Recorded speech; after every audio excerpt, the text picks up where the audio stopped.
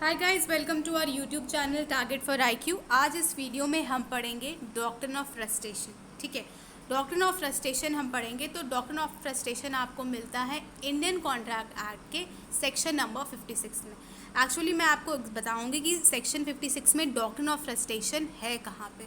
हम समझते हैं कि सेक्शन 56 पूरा का पूरा ही डॉक्ट्रिन ऑफ फ्रस्ट्रेशन है, बट ऐसा नहीं है। आगे मैं आपको इसको डिटेल में सिर्फ और सिर्फ बेयर एक्ट की रीडिंग करके पूरा कॉन्सेप्ट मैं आपका क्लियर करूँगी। ओके, तो इसके हम पहले सेक्शन नंबर 56 को निकालते हैं। तो आई विल रिक्वेस्ट यू कि आप भी अपने बेयर एक्ट खोल लें। Okay, so agreement to do impossible act. Okay, an agreement to do an impossible act, an agreement to do an act impossible in itself is void. एक बार और read करते हैं। an agreement to do an act impossible in itself is void, यानी कि हमने कोई ऐसा agreement किया जो अपने आप में ही void है।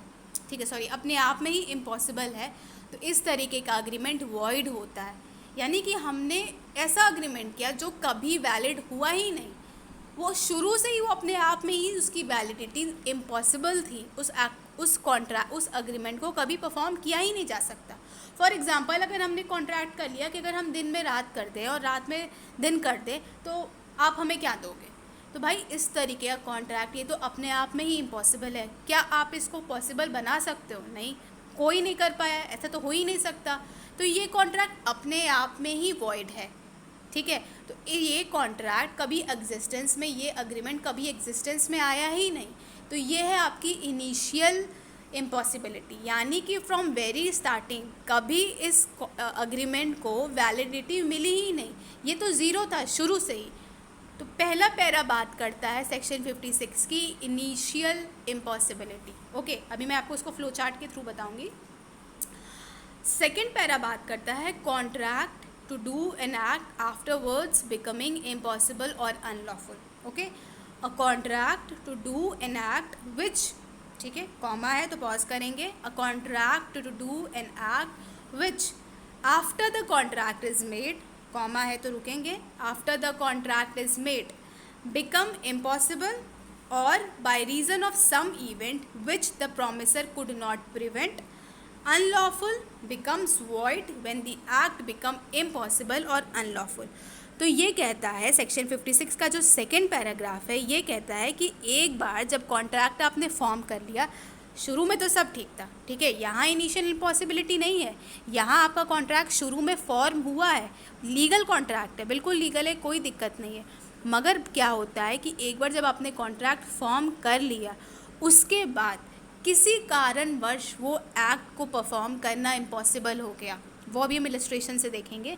किसी कारणवश उस एक्ट को अब आप नहीं परफॉर्म करते क्योंकि वो इम्पॉसिबल हो गया, या कोई ऐसी रीज़न आ गया, कोई ऐसा कारण आ गया जिसको प्रॉमिसर रोक नहीं सकता, जिसको प्रिवेंट नहीं कर सकता, और वो एक्ट जो है अब अनलॉफुल बन चुका है।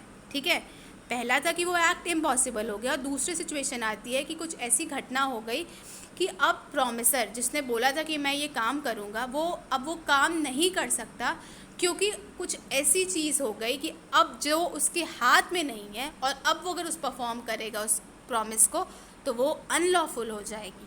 तो ऐसे इस तरीके की इम्पॉसिबिलिटी को हम सब्सिक्वेंट इम्पॉसिबिलिटी कहते हैं, यानी कि सुपर विनिंग इम्पॉसिबिलिटी, जो आगे कुछ आने वाली सब्सिक्वेंट चेंजेस, कुछ सब्सिक्वेंट आगे आने वाले फर्दर बदलाव की वजह से आपकी परफॉर्मेंस को इम्पॉसिबल कर देती है।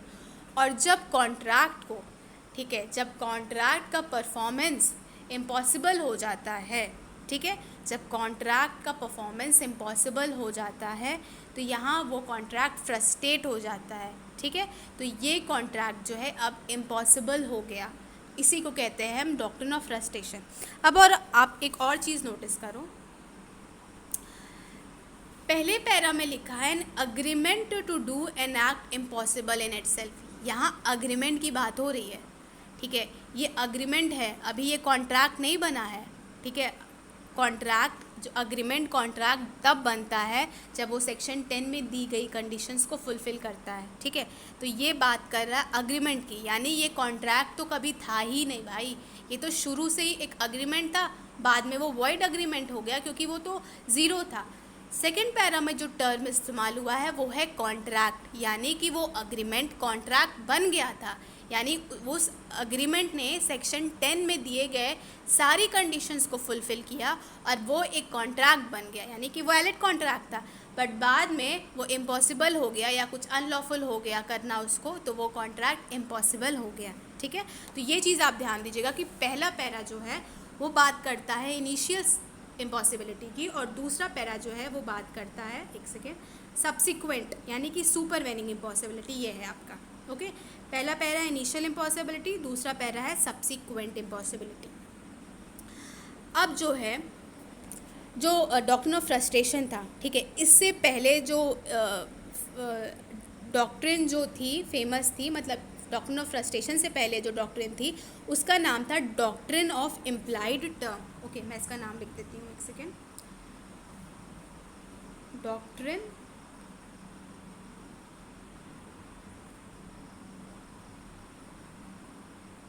Of implied term. ओके, तो डॉक्ट्रिन ऑफ फ्रस्ट्रेशन से पहले ये डॉक्ट्रिन आपकी थी। इसका मतलब होता है कि जो इम्प्लाइड कंडीशंस होती हैं, एक सेकेंड, थोड़ी सी इसमें कुछ टेक्निकल इश्यूज आ रहे हैं। ओके, तो डॉक्ट्रिन ऑफ इम्प्लाइड टर्म जो थी वो पहले थी डॉक्ट्रिन ऑफ फ्रस्ट्रेशन से। उसके बाद एक केस आया, ठीक है, केस का नाम था, एक सेकेंड, केस का नाम था टेलर वर्सेस कोल्डवेल। मैं नाम लिख देती हूँ, टेलर वर्सेस काल्डवेल। ओके, तो इस केस में जो जस्टिस ब्लैकबर्न थे उन्होंने इस डॉक्ट्रिन को, यानी डॉक्ट्रिन ऑफ इम्प्लाइड टर्म को एक मॉडर्न फॉर्म दिया। ठीक है, और यहाँ पे आपकी इवॉल्व हुई doctrine of frustration. Okay, doctrine of frustration evolve हो गई यहाँ पे। इम्प्लाइड टर्म का जो मॉडर्न फॉर्म था उसको जस्टिस ब्लैकबर्न ने इस केस में आपको डॉक्ट्रिन ऑफ फ्रस्ट्रेशन दिया। अब बात आती है कि इंडिया में क्या सीन है। ओके, तो इंडिया में एक केस आया जिसका नाम था सत्यव्रत घोष वर्सेस मंगनी राम। थोड़ा सा स्पेस कम है, मंगनी राम। ओके, सत्यव्रत घोष वर्सेस मंगनी राम। इस केस में सुप्रीम कोर्ट ने कहा कि जो डॉक्ट्रिन ऑफ सुपरवेनिंग इम्पॉसिबिलिटी है वो मिलती जुलती है इंग्लिश लॉ के डॉक्ट्रिन ऑफ फ्रस्ट्रेशन से। ठीक है, मैं फिर से रिपीट करती हूँ। इस केस में कहा गया कि जो डॉक्ट्रिन ऑफ सुपरवेनिंग इम्पॉसिबिलिटी वो कहाँ पे है आपकी, वो है सेक्शन 56 के पैरा 2 में। ठीक है, वो मिलती जुलती है डॉक्ट्रिन ऑफ फ्रस्ट्रेशन का कॉन्सेप्ट जो इंग्लिश लॉ में इवॉल्व हुआ था। यानी कि जो मैंने आपको स्टार्टिंग में बताया था कि डॉक्ट्रिन ऑफ फ्रस्ट्रेशन जो हम कहते हैं सेक्शन 56 में है, उसका जो एग्जैक्ट आंसर है वो सेक्शन 56 के पैरा 2 में डॉक्ट्रिन ऑफ फ्रस्ट्रेशन का रिजेम्बलेंस मिलता है।